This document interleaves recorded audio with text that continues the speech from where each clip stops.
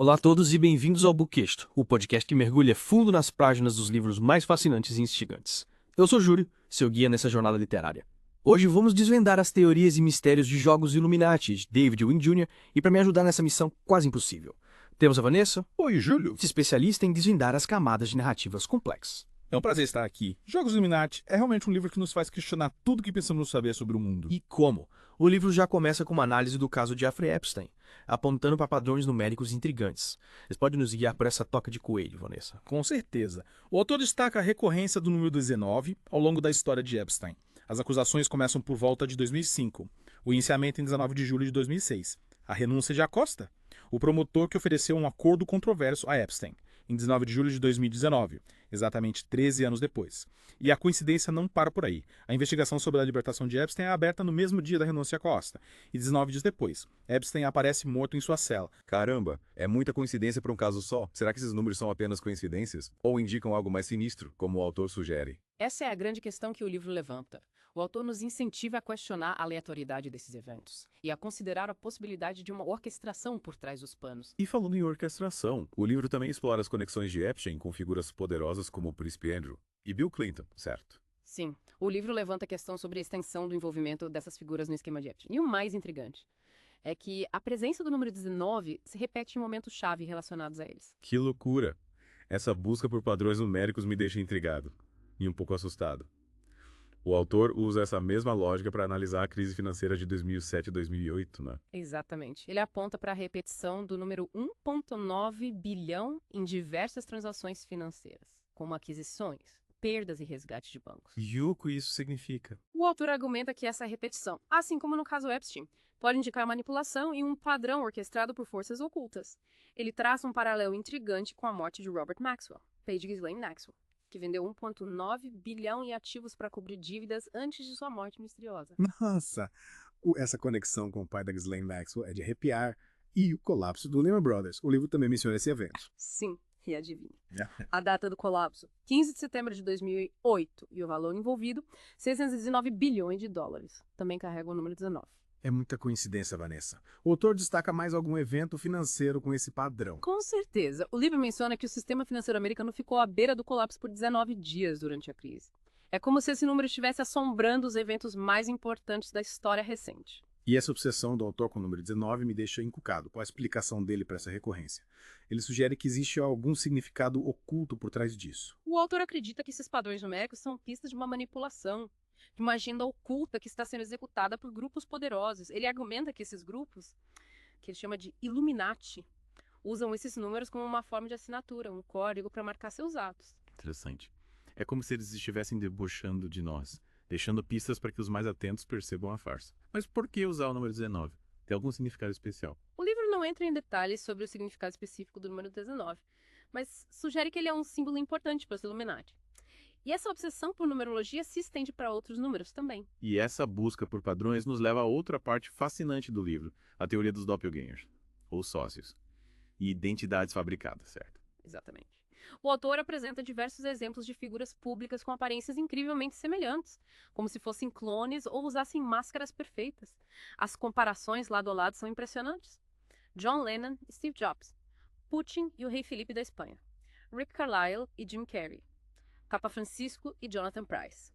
A lista é extensa. É de pirar o cabeção. Fico pensando se são apenas coincidências, ou se existe algo mais por trás dessas semelhanças. O autor se aprofunda nessa questão. Sim, ele explora a teoria de que a tecnologia de máscaras avançou tanto, que é possível criar disfarces perfeitos capazes de transformar completamente a aparência de uma pessoa, incluindo a voz. Tipo no filme Missão Impossível. Exatamente. Ele cita o filme Salt com a Angelina Jolie, onde ela usa próteses para se disfarçar de homem. E o mais assustador é que ele sugere que essa tecnologia já está sendo usada para criar personas públicas artificiais, ocultando a verdadeira identidade de figuras importantes. Cara, isso é muito Black Mirror. E quais figuras públicas ele cita como exemplos? Ele examina figuras femininas poderosas, que, segundo ele, exibem traços masculinos, até mesmo o pomo de Adão. Michelle Obama e Sandra Bullock são algumas das personalidades mencionadas nesse contexto. Aí já é demais. O livro me deixa cada vez mais desconfiado de tudo e de todos. E essa desconfiança, Júlio, é exatamente o que o autor quer provocar. Ele nos convida a questionar tudo o que vemos e ouvimos. a duvidar da realidade que nos é apresentada. E Jogos Illuminati não para por aí. Ele também explora a manipulação social e política, a teoria dos atores de crise, eventos orquestrados para controlar a população. É verdade, Júlio. Mas acho que já falamos demais por hoje. Vamos deixar essa parte para a próxima. Combinado. Na próxima parte do Bookcast, vamos mergulhar ainda mais fundo na Toca do Coelho e desvendar os mistérios da manipulação social e política em Jogos Illuminati. Até lá. Bem-vindos de volta ao Bookcast. Na parte anterior, começamos a desvendar os mistérios e as teorias da conspiração apresentadas em Jogos Illuminati. Exploramos a fundo o caso Jeffrey Epstein, a crise financeira de 2008 e o conceito intrigante de doppelgangers e personas fabricadas. E agora, Vanessa? Vamos mergulhar ainda mais fundo nessa Toca de Coelho, explorando a manipulação social e política, a teoria dos atores de crise e eventos orquestrados para controlar a população. Como o livro aborda essa questão? O autor argumenta de muitos dos protestos e movimentos sociais que vemos hoje em dia. São, na verdade, eventos orquestrados por esses grupos poderosos, os Illuminati. Eles usariam esses eventos para distrair a população de questões importantes, semear discórdia e justificar medidas de controle e vigilância. Parece coisa de filme distópico, mas quais exemplos ele usa para sustentar essa teoria? Ele cita os protestos de George Floyd em 2020, apontando para o aparecimento suspeito de tijolos nos locais de protesto e o uso de ônibus para transportar grupos organizados de manifestantes. Ele questiona se esses protestos foram realmente espontâneos ou se foram, de alguma forma, manipulados para servir uma agenda oculta. É verdade que é rapidez. Essa é com que alguns protestos se espalham e a organização por trás deles levanta algumas suspeitas. E a mídia?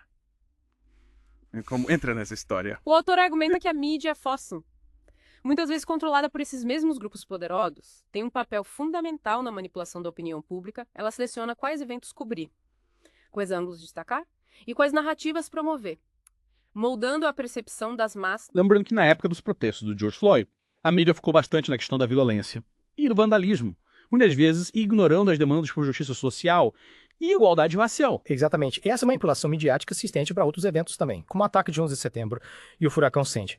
O livro levanta a possibilidade de que esses eventos tenham sido, de alguma forma, manipulados, ou até mesmo provocados, para gerar medo e caos, justificando medidas de controle e vigilância. Aí a coisa começa a ficar realmente assustadora. E a teoria dos atores de crise, como ela se encaixa nesse contexto? O autor argumenta que atores de crise são indivíduos treinados para interpretar papéis em eventos traumáticos, como tiroteios em escolas e ataques terroristas. Eles seriam usados para aumentar o impacto emocional desses eventos, manipular a opinião pública e promover agendas específicas, como o controle de armas. E ele cita algum exemplo específico. Sim. Ele menciona o caso de David Hogg, um dos sobreviventes do tiroteio na escola de Parkland, na Flórida. O autor levanta a possibilidade de Hogg ser um ator de crise, questionando sua ligação com o tiroteio na escola de Sandy Hook, que ocorreu anos antes. É uma teoria bastante polêmica, mas, independentemente de ser verdade ou não, ela nos faz questionar a veracidade das informações que recebemos. E aqui interessa a propagação dessas narrativas. Com certeza. O livro nos convida a sermos mais críticos, a questionarmos tudo o que vemos e ouvimos, a buscarmos diferentes fontes de informação e a formarmos nossa própria opinião. E essa busca por diferentes perspectivas nos leva a outro ponto intrigante do livro, a análise das coincidências numéricas e eventos históricos. Sim. O autor argumenta que a repetição de certos números, como o 19 que vimos no caso Epstein, não é mera coincidência, mas sim um sinal de que esses eventos foram orquestrados. E os padrões numéricos me fascinam No princípio. e me assustam ao mesmo tempo. É como se houvesse uma força invisível controlando tudo nos bastidores. Essa é a sensação que o livro nos deixa, Júlia. Ele nos apresenta uma série de coincidências numéricas, que desafiam a lógica e a aleatoriedade, sugerindo que existe um plano maior em ação. Mas qual seria o objetivo desse plano? O que os Illuminati ganhariam controlando tudo e todos? O autor sugere que o objetivo final desses grupos é estabelecer uma nova ordem mundial, um governo global único que controlaria todos os aspectos da vida humana. Um governo totalitário e autoritário. É de arrepiar. Mas como eles pretendem alcançar esse objetivo? Através da manipulação. Do controle da informação, da criação de crise e da fomentação do medo e da divisão. Eles usariam a mídia, a política, a economia e até mesmo a religião para manipular as massas e conduzi-las em direção a esse novo regime global.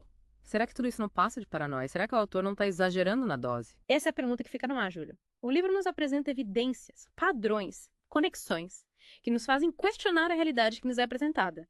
Mas cabe a cada um de nós decidir o que acreditar, de qualquer forma. Jogos Illuminati nos convida a abrir os olhos para a possibilidade. de que as coisas não são tão simples quanto parecem, de que existe um lado obscuro por trás da cortina. E essa é a beleza do livro. Ele nos tira da zona de conforto, nos faz questionar tudo e nos instiga a buscar por respostas. Ele nos mostra que a verdade pode estar escondida sob camadas de mentiras. E que cabe a nós desvendar esses mistérios. Exatamente. Os Jogos Illuminati é um chamado à ação, um convite para despertarmos para a possibilidade de que a realidade que nos é apresentada pode não ser a verdade completa. E é com essa mensagem de empoderamento e busca pela verdade que encerramos essa segunda parte do Bookcast sobre Jogos Illuminati. Na próxima e última parte, vamos explorar as conclusões do autor e discutir as implicações dessas teorias da conspiração para nossa compreensão do mundo. Até lá. Bem-vindos de volta ao Bookcast para a última parte da nossa imersão em Jogos Illuminati. Nas partes anteriores, desvendamos as teorias e os padrões numéricos suspeitos apresentados por David Hume Jr., explorando casos como o de Jeffrey Epstein, a crise financeira de 2008 e a possível encenação de eventos com atores de crise. Depois dessa viagem alucinante pelos subterrâneos da conspiração, confesso que eu tô com a cabeça fervilhando. E agora, Vanessa? Chegamos ao ponto crucial. O que tudo isso significa? Qual a mensagem final que o autor nos deixa? Júlio, acho que a principal mensagem de Jogos Illuminati é um chamado à ação. O autor nos convida a questionar a realidade que nos é apresentada, a duvidar das narrativas oficiais e a buscar a verdade por nós mesmos. Ele nos coloca em alerta máximo, né? Como se a gente tivesse um jogo constante de Gapirato com esses Illuminati que controlam tudo nas sombras. Exatamente. Ele nos mostra que a manipulação está em toda parte. Na mídia, na política, na economia, até mesmo na cultura pop. Mas, ao mesmo tempo, ele nos dá as ferramentas para identificar e combater essa manipulação. E quais são essas ferramentas? O que a gente pode fazer para não cair nas garras desses mestres da ilusão?